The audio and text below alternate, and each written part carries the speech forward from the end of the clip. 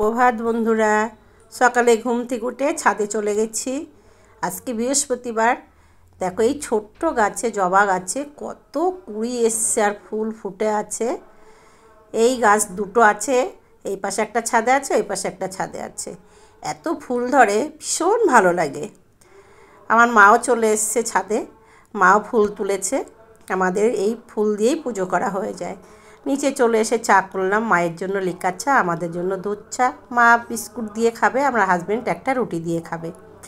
তারপরে আমি আমার হাজব্যান্ডের জন্য টিফিন গুছিয়ে দিলাম। তোমাদেরকে বলেছি আমার হাজব্যান্ড একটা কাজ পেয়েছে, বাঁধাকপি আর রুটি, টিফিনটা গুছিয়ে দিলাম।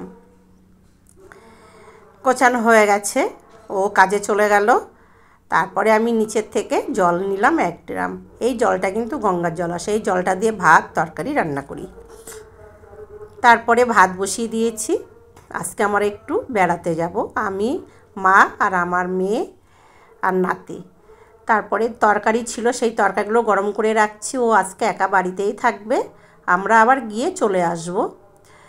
তরকারিটা বাঁধাকপিটা গরম করে নিলাম, তারপর বড়া তরকারিটা ছিল সেটাও গরম করে রেখে দিলাম। মাকে খেতে দিলাম। মা দুধ রুটি খেয়ে স্নান করে পুজো দিয়ে নিল। আজকে তো বৃহস্পতিবার, মা পুজো করতে খুব ভালোবাসে, মা পুজোটা করে নিল।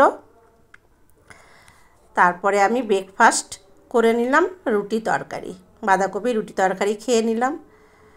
খাওয়া দাওয়া হয়ে গেলে এবার স্নান করে গুছিয়ে রেডি হয়ে নিচে চলে এলাম লিফট করে। 5 তলা থেকে ফার্স্ট ফ্লোরে চলে এলাম, মেয়ের ঘরে, আমার মনার কাছে চলে এলাম। মনাও রেডি হয়ে গেছে। মা নামছে এবার লিফট থেকে।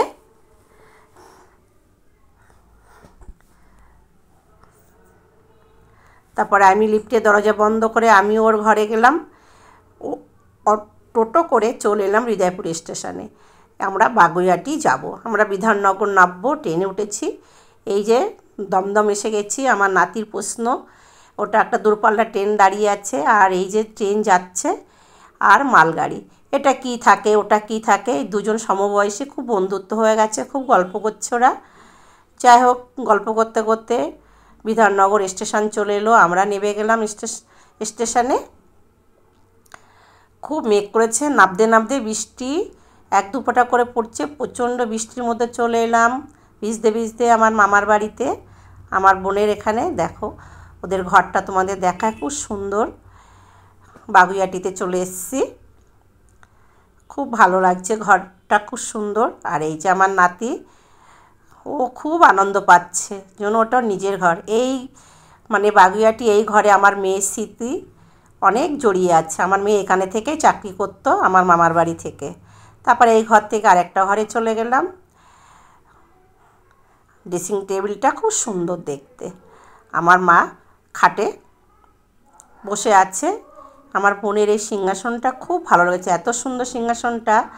আমার বোনের গোপাল আছে, গোপালটা আজকে বাড়িতে নেই, ও গেছে মাসিমণির বাড়ি বেড়াতে।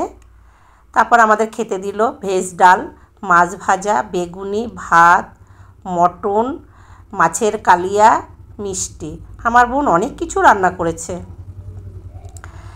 তারপরে খাওয়া দাওয়া করে একসঙ্গে সবাই আমরা বসে খেয়ে নিলাম। খাওয়া দাওয়া করে গল্প করে সন্ধ্যাবেলা আমরা বেরিয়ে পড়লাম, মাতৃভূমি ধরলাম। মাতৃভূমি ধরে আমরা আবার চলে এলাম বাড়িতে, হৃদয়পুরে নামবো। দেখো চলে এসেছি, দেখতে দেখতে চলে এলাম। স্টেশনও এসে গেছে। নাতিকে একটা গজা কিনে দিলাম। তারপরে রাতের ডিনার করে নিলাম, ভাত করলাম এসে, আর তরকারি তো ছিলই। যদি এই ব্লগটি ভালো লেগে থাকে বন্ধুরা, তাহলে আমার চ্যানেলে লাইক, শেয়ার, সাবস্ক্রাইব, কমেন্ট করে দিও। পরের ব্লগে আবার দেখা হচ্ছে। টাটা।